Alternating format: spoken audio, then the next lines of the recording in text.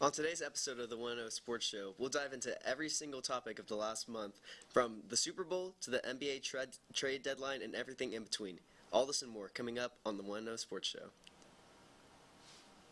We're going to have an exciting show. We're going to talk about the NFL divisional round and what we expect from it. We talk about Texas's inconsistent start in Big 12 play for men's basketball. We'll finish with some talk about our women's basketball team. So we got a packed show today. I got to go the other way. Texas A&M, they got a lot of identity issues. Are they an agricultural school? Are they military? Are they blue collar? Are they academics? They're all over the place. So now, I'm always a sucker for a one-handed catch. I have tiny hands. I need 3 of them just to catch a football. So this one-handed grab in the end zone, that's just super impressive in my eyes. That's going to be my play of the week. Mayo pour on college game day. Look at this. Just the guy and the North Carolina, South Carolina game, he's just straight eating it, shirt off, rubbing it on his body. Hey, listen, the Cinderella story ends here, Texans. I'm sorry, man. The chariots turns back into the pumpkin. It struck midnight. Whatever you want to say, I think it ends here.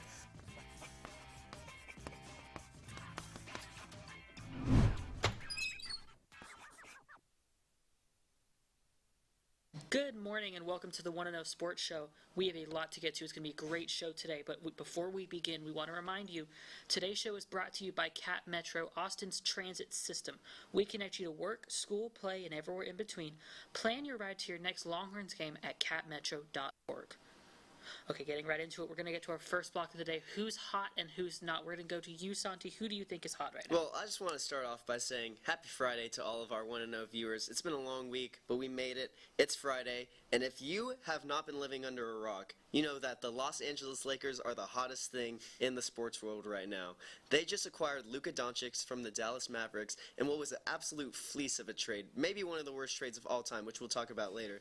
But not only did they acquire Luka, they also got a guy in Mark Williams who is averaging just about 8 rebounds a game for the Charlotte Hornets, and they traded away AD, and they immediately replaced that side. Rob Pelinka and the Lakers. We'll get into a lot more in the show, but the Lakers are the hottest thing in sports. How about you, Tyler? I'm going to go with a different thing. I'm going to go a little bit of a Texas pick. Texas women's basketball is as hot as a women's basketball team can get right now. Ever since their loss on January 12th to South Carolina, they have been on a tear, including a ranked win against Vanderbilt not too long, like yesterday. Yesterday, right? Wednesday. The week is long, days don't matter.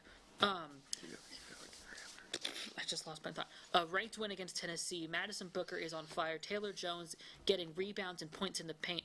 Everything is clicking for Texas. We'll see if they can continue this against South Carolina on Sunday, but they are as hot as they have been all season. Well, yeah, getting into my who is not hot, I'm going to go with not really a person, not really a team, not really a concept. I'm going to go with Super Bowl hype.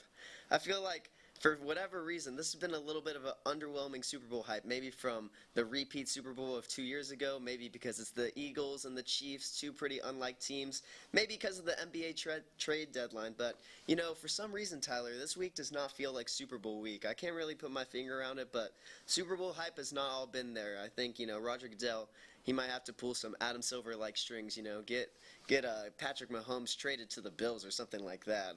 We got to get some Luka Doncic energy going to hype this thing back up. Yeah, it's just no one's really excited about the Super Bowl matchup. It's something everyone's seen before, and people get bored with the same teams doing the same things all over again. We're seeing kind of what I call like a Patriots type of thing, with the Chiefs just continuing to do the same thing over and over, and it's monotonous. For sure. I'm going to go similarly. It's not a person. It's not it technically is a game, except it's not a game anymore. All-star games in general have been atrocious lately. I mean, you're looking at the screen. What is this? We're putting the best players in the NFL, we're making them play dodgeball against each other? Where are the days where we had the West and East, or the AFC and the NFC, just play each other in a game of football to see what's the best conference? I mean, wasn't there a time when we played these and then the winner got home field? I don't understand what the Pro Bowl games even are. And then let's go to the NBA, because they're trying this new thing, and I'm not a fan of it. We have 3 teams of the best players in the NBA, and then a team of rising stars in a bracket tournament. This is not first of all, it's not even an all-star game anymore. It's all-star games. There's multiple. And at some point, you're getting too creative. You're getting too weird.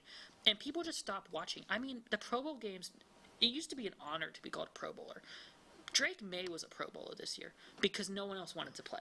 That is atrocious. He is not a Pro Bowler, but no one wants to watch these. And I do want to give a shout out to the only All-Star game that is actually good still, Major League Baseball. We still have a home run derby, and you still are playing a game that is just a baseball game. And it's something that's still fun to watch. Please don't change it. Yeah, no disrespect to Drake May, though. I for one, actually am a fan of the dodgeball. I actually think it's one of my favorite parts of the Pro Bowl yearly. But that being said, I don't really watch the Pro Bowl. But anyways, let's move on to our What's Trending segment.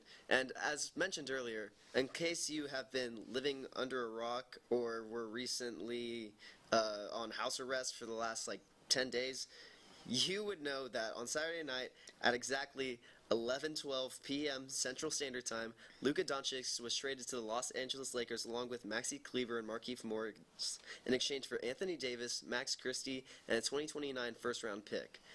Tyler, as we know, the Mavs got something in return for Luka, but is this the dumbest trade in NBA history? It's complicated. I'm going to say no. I don't think it's the dumbest. I don't think it's great. But I see a motive for both teams. Obviously, I see the Lakers' motive a whole lot more. You get Luka paired with LeBron. LeBron leaves. Luka's the face of your franchise. I absolutely think that this was a win by the Lakers. But if you're looking at short-term success, there is something to be said about the Mavs getting someone who has been proven to score, who's getting over 20 points per game, and who has better defense. And I think the Mavs short-term is going to see a bit of a boost, especially when you're looking to be in a playoff race. The Mavs' future, however, is absolutely tanked. You're losing draft picks. You don't have Luka. Anthony Davis is getting older. Kyrie Irving is getting older. Klay Thompson is both getting older and getting worse. So the Mavs' future in mind, it's dumb. But the short term, I see kind of what Nico Harrison was trying to do. I just don't think he did it amazingly. I don't think it's the dumbest ever. I think there is some benefit for the Mavs. There's more for the Lakers. But I think, honestly, there have been dumber trades. Like, one comes to mind, and hindsight's 2020. Ben Simmons to the Nets comes to mind, because, he had been injured and was disappointing, and then he went to the Nets and is bad. He's just bad at basketball now. Yeah. Trades like that, I think, are dumber, because no one benefited from that. There's some benefit both sides. Shout out Colin Cowherd. LeBron, we're good. We have Ben Simmons. Anyways, I'm going to have to disagree with you, Tyler. I think that this may be the dumbest trade in NBA history, not only considering the stakes of Luka Doncic in Dallas. This guy was there for 7 years. He was there on the team with Dirk.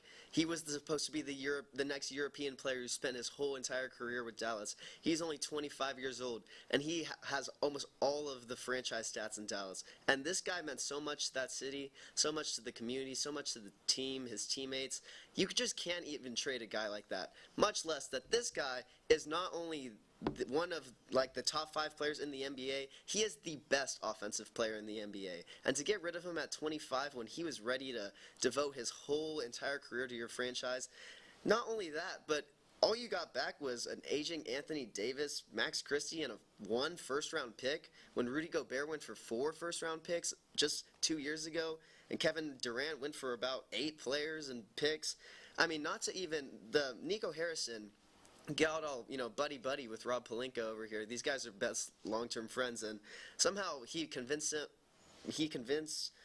Nico Harrison to not even tell other NBA teams that Luka Doncic was out available, and that's just ridiculous. I mean, that is utter stupidity, and I think it's a shame for the NBA. It's a shame for Mavericks fans, and just looking at this trade, man, it doesn't make any sense. You have to put some conspiracy about the Las Vegas and Texas legalizing gambling into this for it to make any type of sense. And I think that for the Mavericks, this is the dumbest thing they could have ever done. No player's ever going to want to go back there because you show that you are not loyal to your players. You don't care what they do. I think that there will be no trade ever as shocking or as dumb as this one in the NBA. But all right. Great points there. And something that I didn't really talk about was the culture you have in Dallas and what are you proving to other players. I think that's really important to take into account. And if you trade your best player at 25, other best players at 25 probably aren't going to want to go to your team. Moving on to Championship Sunday, which was 2 weeks ago, but only 1 week that matters because the Pro Bowl was awful, saw the Kansas City Chiefs and the Philadelphia Eagles advance to the Super Bowl for the second time in 4 years.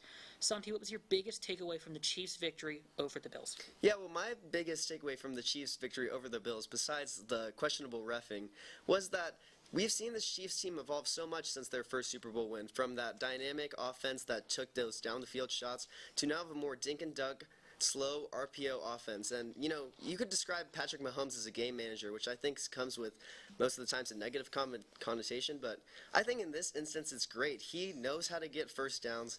They're comfortable in third and shorts. And my biggest takeaway is that the Chiefs offense, you're just not going to be able to stop them. I mean, we've known this for about 6 years now, but the other thing is their defense is locked down. I know they gave up a few points to the Bills, but the Chiefs, they're not only the Chiefs, they not only have that black magic, but they look unstoppable on offense and defense. But Tyler, what was your biggest takeaway from the Eagles game? I think the Eagles have the momentum going into this Super Bowl. They took on a Commanders team that was the story of the playoffs, who had a dynamic offense and a defense that had been performing surprisingly well going into this game. And they absolutely demolished them. Saquon Barkley is unstoppable. You just cannot stop him. I don't think there's any defense in the league that can hold him to anything substantial, especially in this big of a game.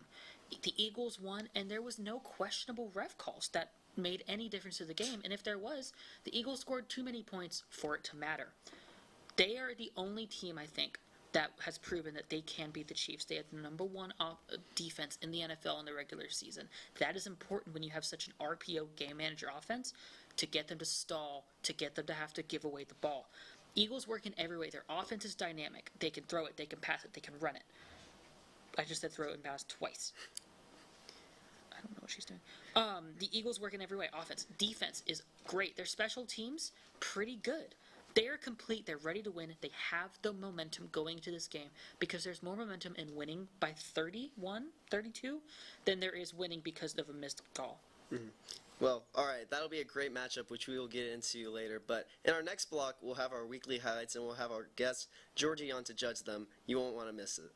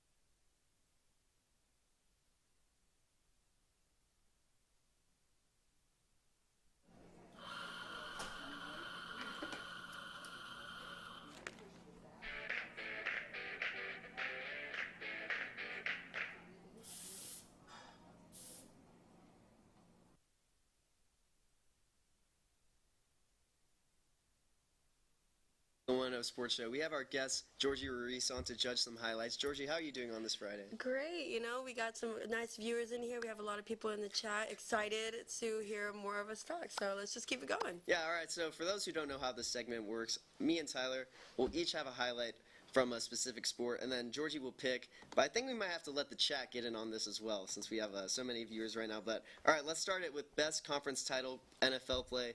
I had James Cook's Space Jam-esque TD in the NFC Championship or the AFC Championship game against the Chiefs. I don't know if we can get it on the screen. A little technical difficulties where a little broke here, but all right. Josh Allen gets the pitch, gets his James Cook. He looks like he stopped, and then at the last second, he reaches out, extends across the plane. This requires insane athleticism. What an insane play to stay up. That had to be my NFL play of the week. But Tyler, what was yours? I'm going to go to the other game. I'm going to go to the NFC Championship game, Eagles Commanders. I'm going to go with you want to set the tone early in an NFC Championship game, and Saquon Barkley did exactly that. That is really small. Wow. So Saquon, 60 yards to the house, 1 tackle broken, 2 tackle broken. There's another one. He's unstoppable, and he sets the tone for this Eagles offense. There's 7 minutes left in the first quarter, and this was just the beginning of what would end up being a huge rout for this Eagles team. This was the best, most exciting NFL play of the week. All right, Giorgy. You know what? I do got to say, I do love when a player follows to the play to the very end, you know. Whenever Cook reached out and he made that touchdown and he made the play, I have to commend him for that. But to break away not only 1, 2, that many tackles, be able to find himself on the field and be able to go across defenders and actually score, I remember seeing that one. And if I was there in person, I think that one would have definitely got me out of my seat and jumping. So that one's going to have to go to Tyler. All right. Let's move on to best college basketball play. I had Caleb Love's half-court shot to tie the game. This game was extremely late. This game was being played at 1 a.m. on a Tuesday, and Caleb Love pulls up from half-court to tie the game, send it into overtime. Arizona was able to win this game in overtime. And for Caleb Love, you know, this guy's a fifth-year senior. He had a rough game this game. He had only made 1 out of 8 three-point shots, and for that to go in, for that to take the game into overtime, and for them to get the win, that was incredible to watch. Yeah, rest in peace, Pac-12 After Dark. Seriously. I know, I was thinking it the Love whole time. Pac-12 After Dark. God, I missed the Pac-12 a little bit. Okay, I'm gonna go Texas-Arkansas in a play that didn't let them win the game, but I think it's one that shows kind of how much talent Texas actually has. Caden Shedrick going over an Arkansas defender and just absolutely slamming it over him. The Moody Center crowd goes into hysterics at this point. This began kind of an almost comeback, I like to call it. They got really close to winning, and then who knows what happened with the coaching, and they end up losing this game. But it's one of those plays that everyone in the crowd goes on their feet. It's just a cool play to see. It's a poster dunk. Well, you know, I was at that game, and that was definitely a energy shifter for the students. You know, everybody started getting way into that game. And, you know, you just got to love seeing, like, a tall guy body another tall guy. Like, it's just really cool. But pause. But for Santi, whenever he said how he hasn't been making, he hasn't been making any. He was 1 for 8 before that, yeah. And to make the half-court shot, not only just to even make it, but to actually have it go in and take it into overtime, that is definitely have to be the highlight for the week. I mean, you don't really make three-pointers, but you make the shots that count. So I'm going to have to give it that one to Santi. All right, we're tied 1-1. Let's flip it back over to the other side of the hardwood. Let's go to the best NBA play. Tyler, you can start this one off. Okay, so I'm going to go with, it is a marquee matchup. Cleveland Cavaliers, Boston Celtics, 2 of the best teams in the league. And in the first quarter, with 7 minutes left, Donovan Mitchell makes it known that he has not come to play. He throws down a monster dunk over Kristaps Porzingis, who's probably one of the taller, if not the tallest people on the Celtics. And you can just see the excitement. I mean, to get a dunk like that over Kristaps Porzingis is insane. Those poster dunks are what make the NBA fun to watch in a league that isn't really that fun to watch anymore. Yeah, well, I also had a poster, but this time I had Amen Thompson, a guy who has absolutely been cooking for the Rockets. I mean, his parents were cooking when they named this guy Amen, because this guy is the truth. You have a between crossover right here on Precious Achiuwa, has him stumbling, and then just dunks all over his face in the Garden.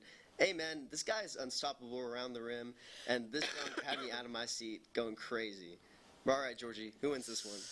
Oh, this one's actually a little hard, but I think it's because I saw that game live, and that one was actually pretty good. So I'm sorry, Tyler. They were really good both, but I'm going to have to go with Santi on this one, just because I did see that live, and that one was definitely an energy shifter.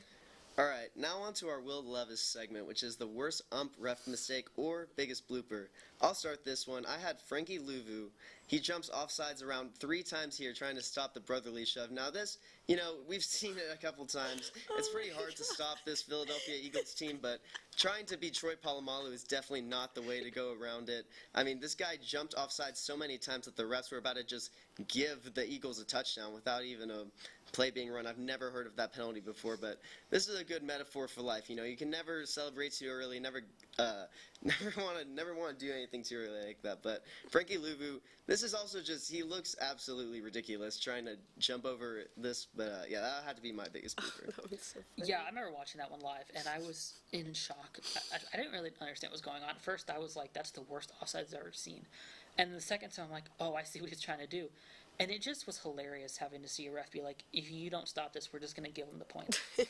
I've never seen that in my life in any sport.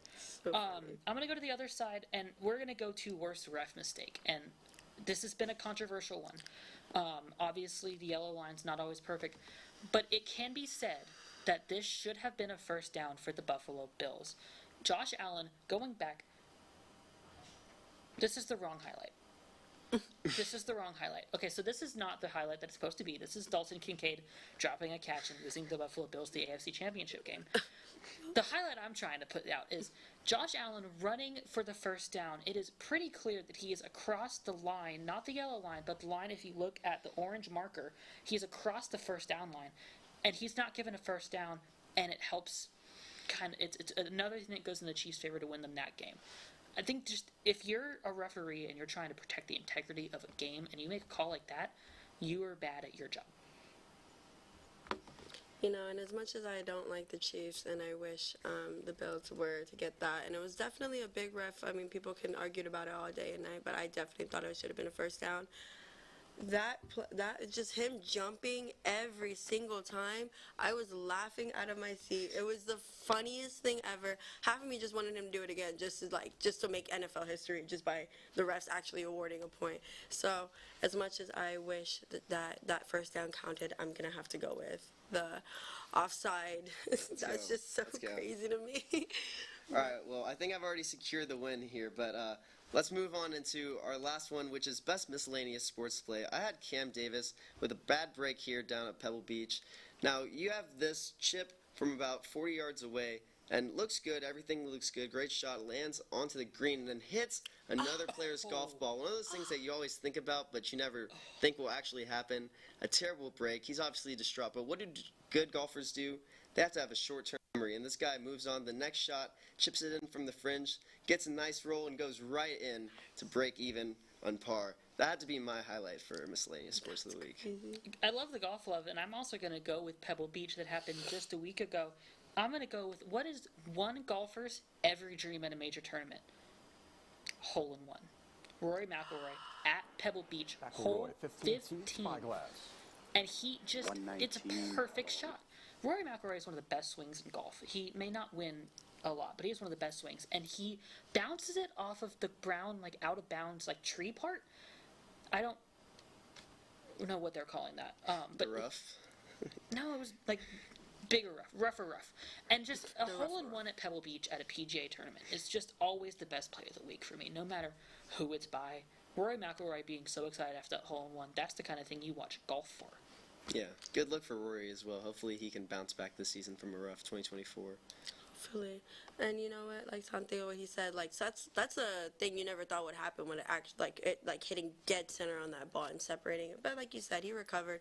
But to get a hole-in-one, I don't watch sports. I don't watch golf, and I don't get interested. But I did see that all over my socials, and I did think that was truly, truly impressive. Because that's what every golfer dreams of, is getting that hole-in-one, is making that history for themselves. So I'm gonna have to give that one to Tyler.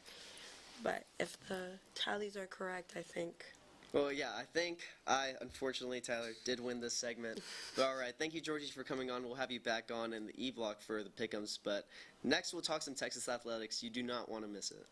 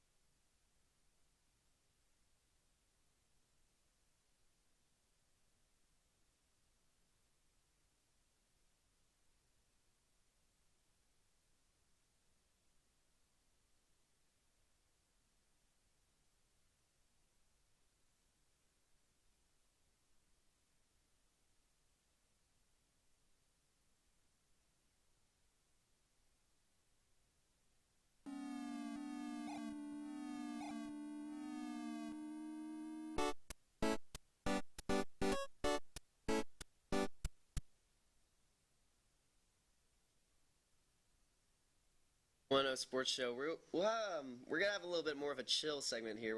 Let's talk some Texas athletics, Tyler. The Texas men's basketball team has had a rough 2 weeks, kind of up and down. Last Saturday, they had a thrilling 22-point comeback against A&M. And then the next Wednesday, they dropped a game to Ole Miss on the road, had a good win at LSU, then dropped another home game to Arkansas, where at one point they were down 23 points. What do these stretch of 4 games tell you about the Longhorns, Tyler? The talent is there for the Texas Longhorns men's basketball team. Trey Johnson, Tremont Mark, Caden Shedrick. You have people who can get it done for you.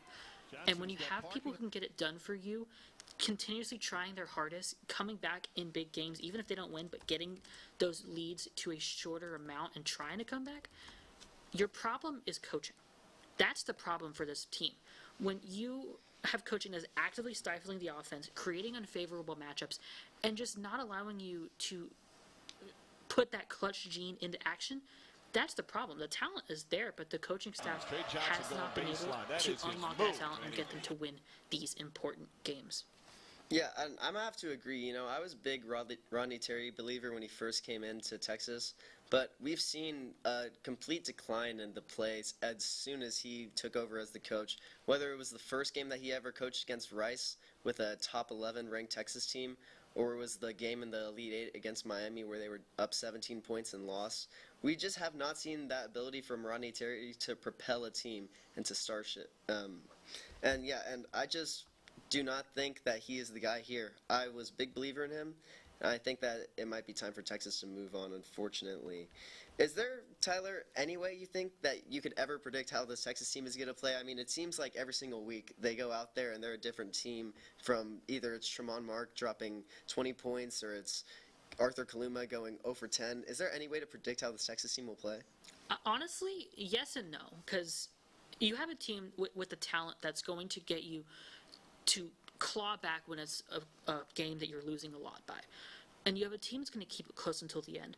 But it seems like there's one constant in these games, and that is at the end of the game, Texas just cannot finish. They cannot finish these games. They cannot do what they need to do to finish the games. It doesn't matter if they start fast or they start slow.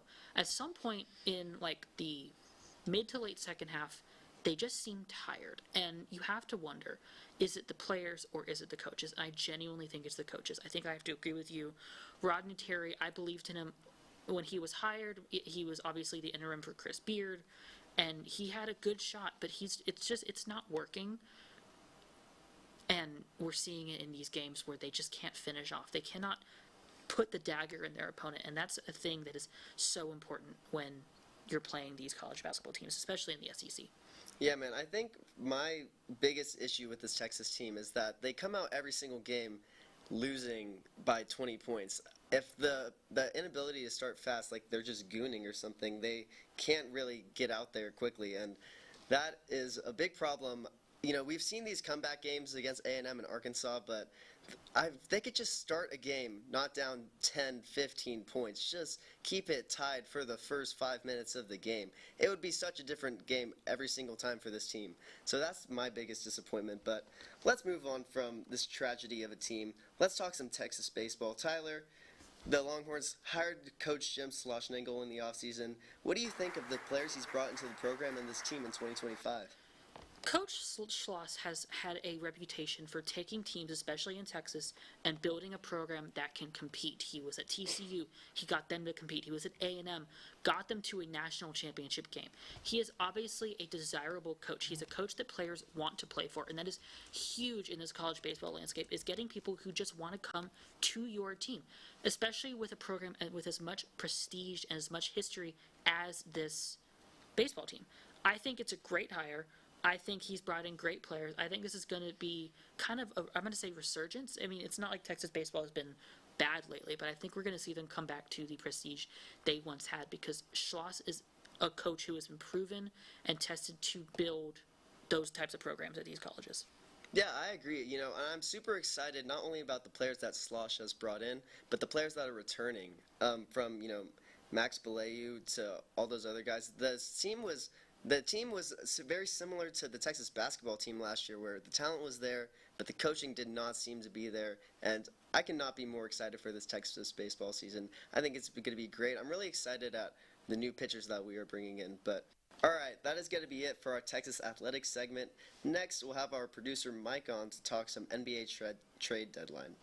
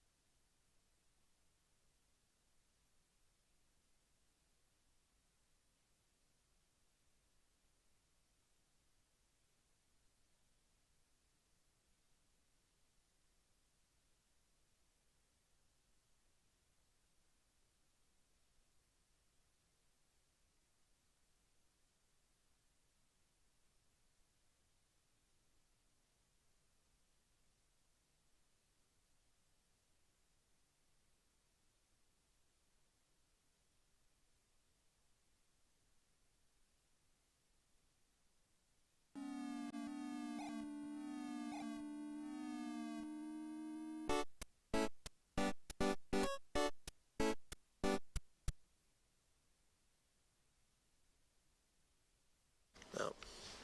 Hit play. Giorgy, hit play. Hit play. Hit play. Hit play. Hit play. She's selling. She's already fucking up. She's hit play. I wonder if the mic's... Turn that. What, is the mic on?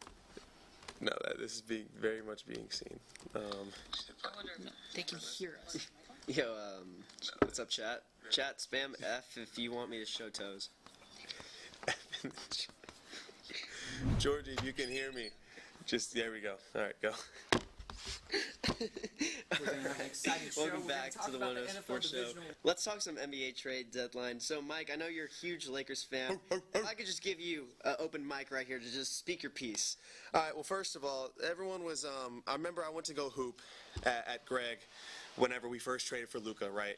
And I was like, Lakers in 6. All right. And everyone told me, they said, oh, Lakers got no size. They got nothing going for them. You know what I mean? They don't have anything. They're too small. They got rid of their best defensive player. Jackson Hayes isn't going to do it. And I was like, yeah, I kind of agree with you. But that's fine. Lakers still figure it out. And then I'm at the UT basketball game, and bam, we trade for Mark Williams. We have a 7-foot guy who has a longer standing reach than Wemby, who has 5 inches on the man. Give that time to sink in. Pause. And Lakers are gonna Lakers are gonna make it happen, man. Lakers in 5 now, baby. Let's go. All right. If you want to rank every single team in order from worst to best on their trade deadline moves, what would that look like for you, Tyler?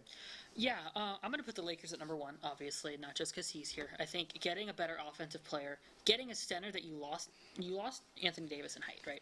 But getting Mark Williams is a great pickup, I think, to get yourself some height on that team. They did lose Dalton Connect, and I think that's kind of a loss that you don't love in that trade, but when you have Luka and LeBron, I don't think that really matters. So yeah, Lakers, and then no analysis. I'll go just down the line: Spurs, Heat, Hornets, Warriors, Cavs, Kings, Pistons, Mavs, Pelicans, Bucks, Raptors, Wizards, Clippers, Hawks, Bulls. There was a lot of trades. This was a lot of research. I totally caught all of that. I definitely understood everything that was just said. But all right, which teams increased their stock the most, and which teams decreased their stock? Tyler, what do you think? So increased their stock the most? Lakers. I mean, I don't think.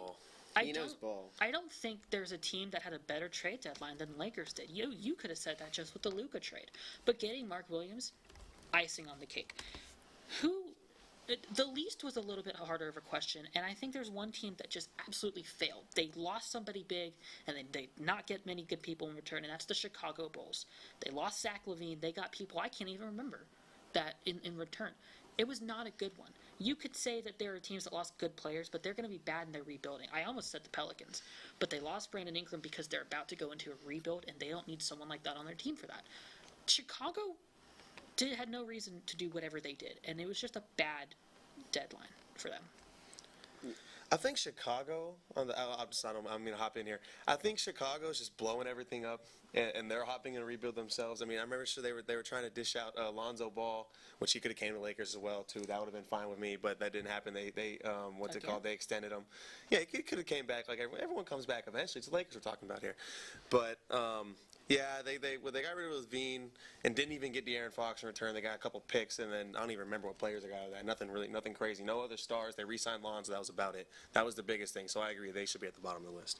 Yeah, and I'm going to have to actually go with the Kings. I think the Kings got especially fleeced with trading De'Aaron Fox. It seems like they had a gun put to their head by the Spurs organization. All they got back was, Zach. They got Zach LaVine, who is an aging star, but the picks that they got in return were just not very good, and I think they could have gotten much more for a guy like De'Aaron Fox.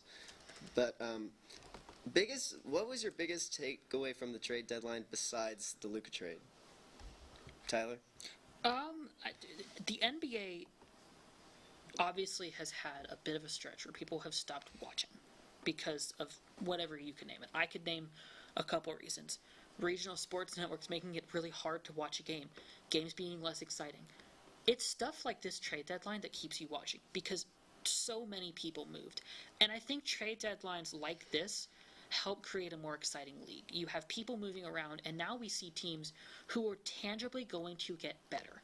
One of the best examples of this, I think, is the San Antonio Spurs. Wemby's had a great year. Putting De'Aaron Fox with Wemby is going to create a team that is going to be way more competitive than it was before the deadline. They're 22 and 26. They have a shot at a play-in berth, and I think they're going to get it now with De'Aaron Fox. These trade deadlines are everything you want and more, especially if you're someone who's such like a statistics nerd. It's beautiful, it's amazing, and it's something that's going to make me actually want to watch the league more. I agree. I'll definitely be tuned in for that Lakers and Mavs matchup on February 25th. But, all right, Mike, any last words to hype up the Lakers a little bit? There's a lot I can say about the Lakers, man. You can also address the chat. The chat's kind of going a little crazy right now. Is chat cooking? The chat's kind of not a big fan of you right now. What did I do? I mean, chat, you know how much work I do to put this show together, and y'all gonna put some hate on me, man? That's crazy. Yeah, I understand Tyler knows ball. I didn't mean to cut. They said I cut the guy off. I didn't mean to cut the guy off. I thought he was done talking. My bad, bro. But I mean, I'm just trying to make an appearance. What's it called? Tyler's an extreme ball knower. That's why he's always in the show. He's the man. But yeah, if we hop back and we can just move on to the third question, and then I'll put my intake in there. Yeah, but y'all can go ahead and start. Well, yeah, the Lakers are currently sitting at 5th place and now losing AD and acquiring Luka. It seems a little bit questionable considering their lack in size, although they did get Mark Williams. Mike, do you think that the Lakers can win it all this year? A lot of people are saying that the Lakers, what they're trying to do is build for the future, which is true. I mean, Luka is the face of the franchise going forward. That was an incredible pickup. But a lot of people were saying that they can't compete for a title this year. And even with AD hurt, the Lakers with AD, and then when he also fell hurt in their last 13 games, they're 11-2. So I mean, they're on a roll. They're 5th in the West right now, a game and a half behind the 3 seed. That's with Luka not having being put in the lineup yet, and then you're going to add Mark Williams to that. They're going to get together once they and I mean Mark Williams is going to be a great lob threat for Luka. Obviously, that was a big thing that people were talking about because that's what he was big with Derek Lively on the Mavs. So I mean the Lakers. The biggest thing too is JJ Redick's starting to really emphasize defense, and they've really picked up that defensive intensity. If you watched last night's game, at least for the first half, they were in the Warriors' pocket all game, and I mean that's the biggest thing that was their problem. They were a streaky defensive team, and then people thought about, hey, you bring Luka. Luka's not a good defender. That's just going to hurt him even more. But I mean the team as a whole has really picked it up. LeBron went for 40 at 40, second player to do that. At 40 years old, so obviously. Can they win it all, though? Can they win it all? Yes or no? I think they have a good shot. I can't tell you say they're 100% going to win. What about you, Tyler? I think they do have a shot. I think you have great offense, improved defense. Very quick. For a short time, it was a worse defense, and then they got Mark Williams. But I want to go back to the chat because there's actually a good question within all the chaos. It was, Tyler, what's your opinion on Mark Williams rarely staying healthy? Which is a great question. You want to make sure you don't have someone injury prone. Reports are saying, or at least the Lakers are saying, that his past injuries did not require surgery. And as long as the conditioning team is good, conditioning teams are some of the most important things in sports, in my opinion. I think as long as the Lakers have good conditioning, they can keep Mark Williams healthy. There was very similar questions asked when Anthony Davis was brought to the Lakers, I think. And Anthony Davis proved out to be a pretty good pickup. Defensively, offensively, in tandem with LeBron. I think we're going to see a repeat of that. The only teams that I think that I could say right now confidently have a shot to beat the Lakers more times than not are the teams that can evenly match them in offense, defense, and like height of players. And it's a basic answer. It's Oklahoma City and Cleveland, I think, are the two teams that are most positioned right now to beat the Lakers. And yes, they're the top two teams in the league in the record. And one could say, oh, you're just picking the 1 and 2 teams. But Oklahoma has, Holmgren, Shai Gilgeous-Alexander, and a supporting cast that can absolutely outplay the Lakers in any given game. Cleveland has Donovan Mitchell and a great supporting cast who might not be as tall, but play with such ferocity that they can probably make Los Angeles comfortable. Any other team could beat them. I just would not put my money on them as much as I'd put Oklahoma City and Cleveland. But yes, the Lakers absolutely can win it all with these trades. Well, for sure. Well, all right. Thanks, Mike, for joining us for this segment. Our last segment will be next. We will have Giorgy back on, and we will do some pick'ems. We do not want to miss it, and we might even get some chat in there, so stay tuned. Chat's mean, man. You're bullying me on there. God. All right, don't worry, y'all. I'm leaving. Y'all's favorite guy, Tyler, which is also my favorite guy. Hey, we'll have more screen time, but yeah. Fade to black. Fade to black.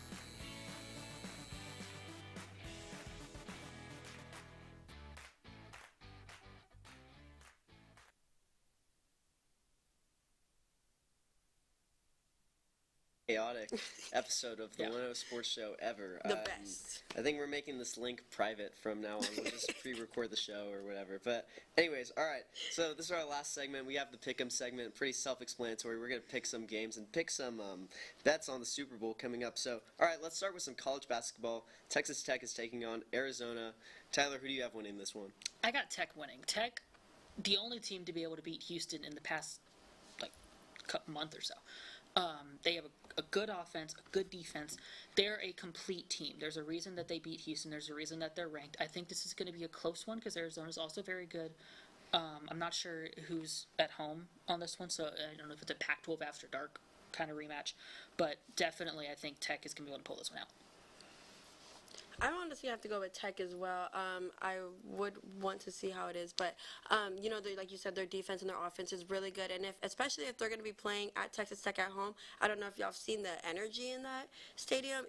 Or in that arena. It is crazy. It's the only thing going on in Lubbock. No, literally. I have a best friend over there who says that everybody goes to those games. So if that's at home, if they're going to win it, and honestly, even if they're away, they're going to win it because Tech has really been proving this year as like one of the best teams in their conference, so I'm definitely have to go with Tech.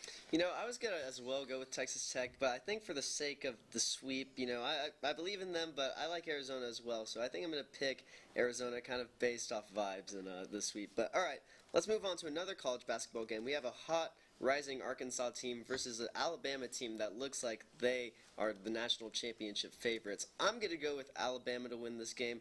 Alabama has been my pick to win the NCAA championship for about 2 years now, and I think that this year is finally the year they get it done. That offense relies on shooting, and shooting when it goes cold in the tournament, it's not always to your favor, but especially for a regular season game, I got Alabama. I don't think Arkansas can match their offensive output. But Tyler, who do you have?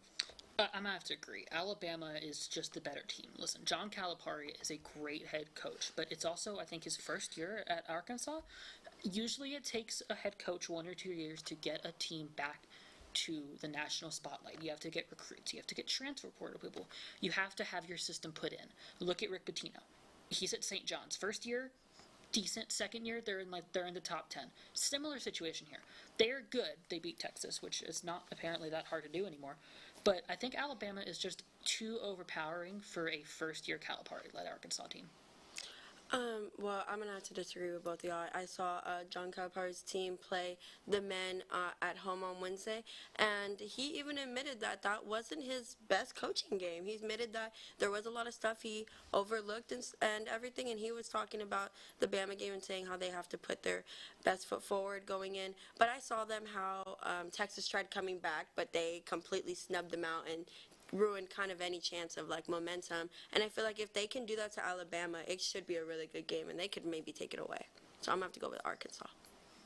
Cool. Let's move it back to the NBA though, and let's go with Mike's Lakers versus the Indiana Pacers. This game will be played in LA, Saturday afternoon game. I'm gonna take the Lakers. These guys are red hot right now. Nothing can stop them. Not only the momentum of the Luka trade, but the way that they're playing as a team. Lakers.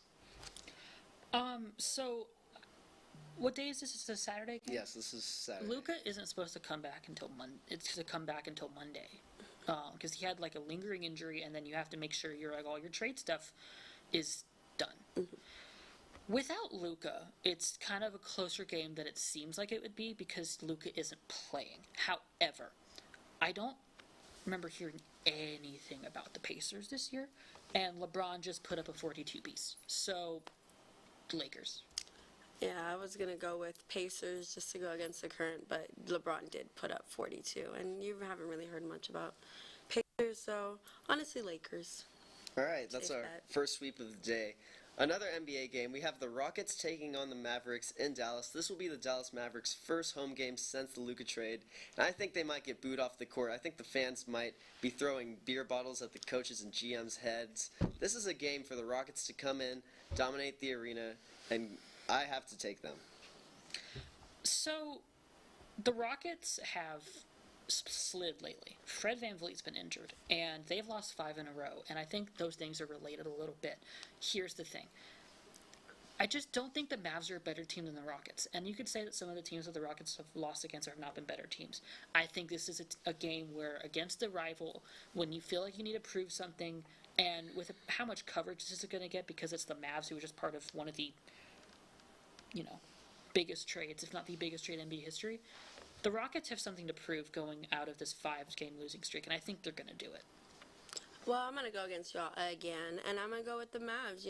They did lose their best player, but I feel like Dallas as a community will definitely try to come together and support their Mavs, and I feel like they're also going to show, even though they did lose a very important part of their team, I feel like they're definitely going to show out more than usual to show that they still can be a final contending team.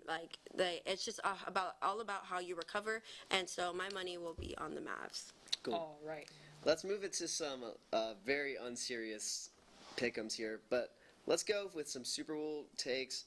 Tyler, will or will not the national anthem go over 90 seconds? I love prop bets. I love Super Bowl prop bets. They're some of the most fun things in sports because it's the only day where you can bet on things that have absolutely nothing to do with how the game's going to turn out. This being said, no national anthem since 2007 and beyond, I think, I just couldn't find much info since before 2007, has gone under 90 seconds. 2007, Jordan Sparks went 1 minute and 31. That's the closest we've gotten. It is definitely going to be over 90 seconds. No artist in this day and age is going to minimize their time on a television. Yeah, I'm going to have to agree with you, Tyler. I think that the over is always a lock, even if it's, I think it's maybe not physically possible unless you're extremely rushing this national anthem. I'm going to have to take the over as well. I'm going to go under just because I want to go against them. You never know. Might be 8 or 9 seconds. You never know. All right. I think we do know, but so I think we do. Going into the next one, this is less of a pick'em and more of like a ranking. Everyone knows that if you don't watch football, there's one other reason you watch the Super Bowl, and that's the commercials. Some of the best commercials you see on TV. In your opinion, what is the best Super Bowl commercial of all time? I'm going to start with Santi. Yeah, I had to go with the NFL 100 Super Bowl commercial. I know we can't really put it up there for copyright reasons, but they had Alvin Kamara, Barry Sanders, Drew Brees all throwing around the football in the dining hall trying to keep it up. That one was really exciting for the 100th anniversary of the NFL. That was definitely my favorite Super Bowl commercial ever. But what about you, Giorgy? Honestly, mine has to be that one. I think it was the Tubi commercial where it made it seem like they were changing the channel. And I'm like the tech whiz in my family, so I'm the one who sets up all the streaming networks. When I tell you, everybody was screaming at me to get up and to move and what am I doing and da-da-da. And I was just freaking out because I was even on my phone. I think that one was the most traumatizing, but also the most funny because you see all the other videos come out, and it was freaking hilarious. People ripping up couches looking for that remote. So I'm gonna have to go with that commercial. I love it. I love that commercial. It was super hilarious. I also simultaneously hope they never do it again because some not so great things happen in some houses as a result of that commercial. I'm gonna go with one. It repeats every year. It's iconic. It is one of the oldest, most iconic Super Bowl commercials. The Clydesdales. You watch the Super Bowl, and the entire time you're thinking, where are the horses? And then they come on, and it's majestic, and it's beautiful, and there's always a great story. It's a commercial you actually want to watch, and it's iconic. When you think of Super Bowl commercials, you think of a certain couple. You think of maybe that 1984 Macintosh commercial. You think of Clydesdales from that one company that I don't know if I can say on FCC television. But it's the Clydesdales. It's just iconic. You love the horses. People who don't watch football know about the Clydesdales. That's how you know it's the best of all time. Cool. I like those takes. But let's move back to our Super Bowl prop bets. This one is literally a coin flip. Let's go with, will the coin toss be heads or tails? Tyler? There's no data for this one. This is just a feel. Tails. I'm gonna have to go with tails too. Just a gut feeling. Like every time I play Madden and the game goes into overtime and it's like pick heads or tails. I always think tails never fails, and then I pick tails and it seems to fail every time. So I'm gonna have to go with heads. Nothing wrong with getting some heads. Okay. So if tails always fails and he picks tails and he just picked heads, it's gonna be tails. So everyone, put your money on tails. All right. I got the heads pulling out. But okay, Tyler. This is a bit of a pop culture question. I really want you to expand on this one. If the Chiefs win, Will Travis Kelce propose to Taylor Swift on the field in celebration? Okay, so I guess if you want me to expand on this one, no. And there's a couple reasons why. At no point does anybody really want to be proposed to on national television, I don't think. Additionally, with how much coverage their relationship is already getting, I just don't think that that's going to be the move. They're going to want some kind of privacy around the entire engagement thing. I would also like to point out that the chat is correct. That is not how you spell Chiefs. But yeah, he's not going to propose. There's going to be some cute moment. They're going to meet on the field. There's too many people on the field, and he's not going to do it on the trophy presenting stage. It's not a great place to do it. You know, I was going to give them the benefit of the doubt and say, like, no. But if Taylor is the girl that I think she is, and she likes a lot of PR and anything to get... I mean, at the end of the day, the whole Taylor Swift and Travis Kelce thing was definitely amplified to get more people. You have all the freaking Swifties buying Taylor or Travis Kelce merch right now. So I was going to say no, but honestly, I'm going to say yes because I wouldn't even put it past them. Yes, they have a lot of publicity. There's no such thing as too much publicity. Like, right now, they're kind of even dwindling down a little bit, so I wouldn't be surprised. Yeah, I'd actually have to agree with you, Giorgy. I think that these two dominated the pop culture world in last January and February of 2024, and I think that they are losing kind of the relevance in the main light. So I could see this definitely happening, get some quick views, get some good clout, but I think this whole relationship is fake anyways, to be honest with y'all. But I'm going to go with yes. All right. Now, this is probably the most betted on prop bet for the Super Bowl. Tyler, what color will the Gatorade bath be of the winning team? So a lot of the consensus it's going to be yellow or orange because it's a very common one. But I think if you're in New Orleans, after everything that's happened, you're going to use the color that is most unanimously thought of in New Orleans: purple. You're going to go purple Gatorade.